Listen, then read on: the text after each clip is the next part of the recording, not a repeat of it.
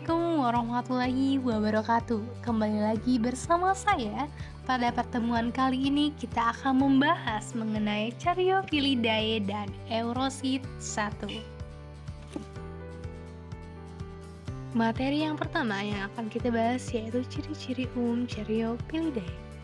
Caryophyllidea merupakan tumbuhan herba yang memiliki beberapa famili tumbuhan pamilian dan halopit. Memiliki perhiasan bunga yang secara morfologi lebih kompleks dan beragam. Anggotanya yang primitif hanya mempunyai satu lingkaran perhiasan bunga. Opulbiteknit betalayan semacam pigmen ditemukan pada banyak famili dan ordo Caryophyllales. Ordo Caryophyllales sering disebut Centropermae, merupakan ordo terbesar dari subkelas Caryophyllidea yang memiliki 10.000 spesies. Kita memasuki pada materi ordo dari subkelas Caryophyllidea. Subkelas Caryophyllidea terdiri dari 3 ordo, 14 famili, dan sekitar 10.000 spesies. Tumbuhan yang termasuk dalam subkelas Caryophyllidea sebagian besar berupa herba. Hanya beberapa famili tumbuhan sukulen dan halofit. Dari catatan fosil diketahui bahwa subkelas Caryophyllidea mulai muncul 70 juta tahun yang lalu. Ordo Caryophyllales betalayan yang merupakan semacam pigmen ditemukan pada banyak famili dari ordo Caryophyllales. Ordo Caryophyllales sering juga disebut Centropermae dan merupakan ordo yang terbesar dengan sekitar 10.000 spesies. Caryophyllales mempunyai plastida pembuluh tapis tipe P yang khas. Caryophyllales merupakan tumbuhan yang umumnya berupa terna, jarang sekali tumbuh-tumbuhan yang berkayu.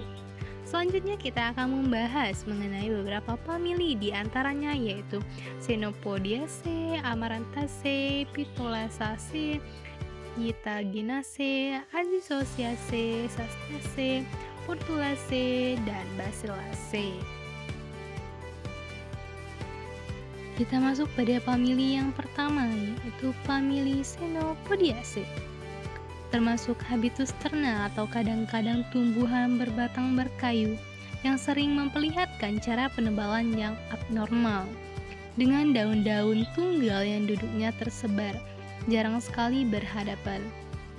Bunga kecil kehijau-hijauan tersusun dalam bunga majemuk yang kebanyakan actinomorph dengan tenda bunga yang tunggal, banci, atau berkelamin tunggal. Suku ini adalah suku yang besar, meliputi kurang lebih 1.400 jenis yang terbagi dalam kurang lebih 100 marga. Tersebar di seluruh permukaan bumi, sebagian anggotanya seringkali merupakan penghuni padang-padang rumput atau gurun. Banyak pula yang tergolong dalam Halophyta atau merupakan tumbuhan-tumbuhan ruderal. Contohnya dapat kalian lihat, sini merupakan tumbuhan Chenopodium ambrosioides. Famili yang kedua adalah famili Amarantaceae. Memiliki ciri yaitu habitusnya berupa herba, sehingga sudah termasuk maju dalam segi habitusnya. Daunnya merupakan daun tunggal dengan letaknya tersebar atau berhadapan. Bunganya tidak begitu menarik. Bunganya kecil, tunggal, sering diliputi oleh braktea. Contohnya dapat kita lihat pada tanaman Celosia cristata atau jengger ayam yang biasanya terdapat di halaman rumah. Famili yang ketiga adalah famili Phytolaccaceae. Menurut Tijo Supomo 2007, Phytolaccaceae berupa terna atau tumbuh-tumbuhan berbatang berkayu dengan daun-daun tunggal yang tersebar dan hampir seluruh tak ada daun penumpuk. Bunga amat kecil yang tersusun dalam bunga majemuk yang bersifat simos atau racemos. Banci kadang-kadang berkelamin tunggal karena adanya reduksi menjadi berkelamin tunggal. Buahnya buah buni atau buah kendaga, beruang satu atau beruang banyak yang dapat pecah menjadi bagian-bagian buah yang masing-masing berisi satu biji. Suku ini meliputi kurang lebih 120 jenis terbagi dalam 17 marga yang sebagian besar tumbuh di daerah-daerah panas di Amerika. Dapat kita lihat pada tanaman Ripina humilis. Kita masuk pada famili keempat, famili Nitaginaceae. Merupakan ternak atau tumbuhan berkayu dengan daun-daun tunggal yang duduknya berhadapan tanpa daun penumpu. Bunga tersusun dalam kelompok-kelompok kecil yang sering diselubungi oleh daun-daun pelindung yang berwarna menarik. Banci atau karena adanya reduksi berkelamin tunggal aktinomorf atau sedikit zigomorf penyerbukan secara entomogami atau kristogami. Buahnya buah kurung, dinding buah rapat dan berlekatan dengan kulit biji. Lembaga lurus atau bengkok, biji mempunyai perisprom, contohnya dapat kita lihat pada tumbuhan Bougainville spectabilis.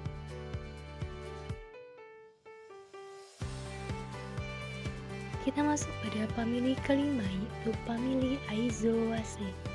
Ternak berumur pendek atau panjang atau tumbuhan berkayu dengan daun-daun yang berhadapan. Jarang sekali terbakar, biasanya sukulen dan merupakan roset akar. Kadang-kadang tereduksi dengan daun-daun penumpu. Bunga hampir selalu banci, buahnya buah kendaga atau buah keras atau berdaging seperti buah bening. Biji dengan perisprom yang bertepung dan lembaga yang bengkok. Seringkali mempunyai salut biji. Suku ini meliputi tidak kurang dari 600 jenis yang terbagi dalam 50-100 marga. Sebagian besar berupa sirofit yang tersebar di daerah-daerah tropika dan subtropika, terutama di Afrika.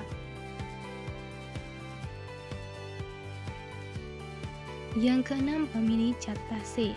Merupakan tumbuhan yang termasuk ke dalam tumbuhan yang memiliki habitus berupa herba dengan pola percabangan simpodial dan umur tumbuhan 2 tahun.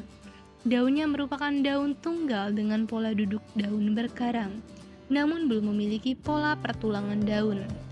Daunnya tereduksi menjadi bentuk duri. Bunganya merupakan bunga tunggal dan termasuk bunga perigonium. Tidak bisa dibedakan calyx, corolla, dan simetri bunga actinomorph, stamen lepas-lepas, dan stigma bercabang 5.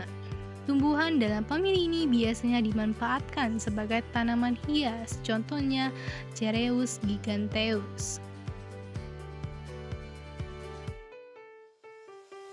7. Famili Portulaceae. Memiliki habitus yang umumnya semak sampai herba. Umur semusim, batang bulat, beruas atau tidak beruas, warna hijau atau merah kecoklatan, daun tunggal bulat telur, ujung dan pangkal tumpul, tepi rata berdaging, duduk daun tersebar, panjang 1-3 cm, lebar 1-2 cm, warnanya hijau. Bunga umumnya majemuk terletak di ujung cabang. Bunganya kecil, kelopak hijau dan umumnya bertajuk dan bersayap. Mahkota bentuk jantung, kepala putih 3-5, warna bunga putih, kuning dan merah muda. Dapat kita lihat pada tumbuhan Talinum paniculatum.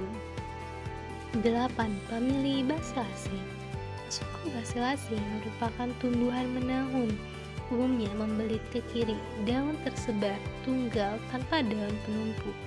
Bunga berkelamin 2 beraturan dalam bulir atau tanda, masing-masing dalam ketiak daun pelindung pada pangkalnya dengan 2 anak daun pelindung kecil yang langsung di atasnya dengan 2 anak daun pelindung yang lebih besar. Tenda bunga berwarna, daunnya melekat, bercangap atau berbagi 5. Benang sari 5 tertanam di muka taju tenda bunga. Memiliki 1 tangkai putik dengan 3 kepala putik, bakal buah 1 menumpang, beruang 1, bakal biji 1, buah tidak membuka berbiji 1. Contohnya dapat kita lihat pada tumbuhan Bacilla rubra atau gendolak. 9. Famili Caryophyllaceae. Ternak atau kadang-kadang semak-semak kecil dengan daun-daun yang sempit yang duduknya tersebar, dengan atau tanpa daun-daun penumpu. Bunga tersusun dalam bunga majemuk yang simos, banci atau berkelamin tunggal. Seringkali dengan daun-daun peralihan atas yang steril sebagai selubung atau mempunyai kelopak dan mahkota. hampir selalu berbilang 5, buahnya buah kendaga atau buah buni. Biji dengan perisperm dalam kendaga yang bengkok. Penyerbukan secara entomogami, ada kalanya autogami, klestogami. Contohnya dapat kita lihat pada tumbuhan Herniaria hirsuta. Kita masuk pada ordo Polygonales. Suku Polygonales memiliki ciri-ciri sebagai berikut. Terna, pohon-pohonan atau perdu dengan daun-daun yang duduknya tersebar. Okrea yang duduknya tersebar dan mempunyai okrea yang membentuk batang. Bunga dengan tenda bunga atau jelas dengan kelopak dan mahkota. Buahnya buah keras atau berbentuk pipi atau segitiga. Kadang-kadang diselubungi tenda bunganya. Biji mempunyai endosperm tanpa perisperm. Polygonasi terdiri dari sekitar 1.200 spesies. Genus terbesar adalah Eriogonum, 240 spesies, dan Caliogonium, 80 spesies. Contohnya yaitu anggur laut dan kelembak.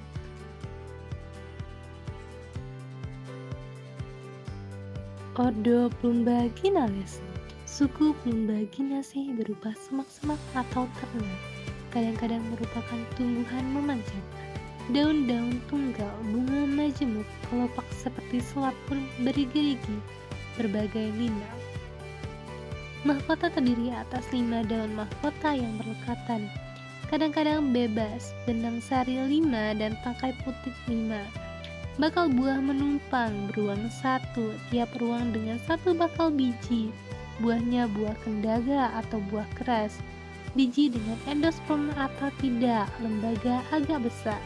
Contohnya dapat kita lihat pada tumbuhan Plumbago indica, tanaman akar binasa, dan Plumbago zeylanica, tanaman daun encok.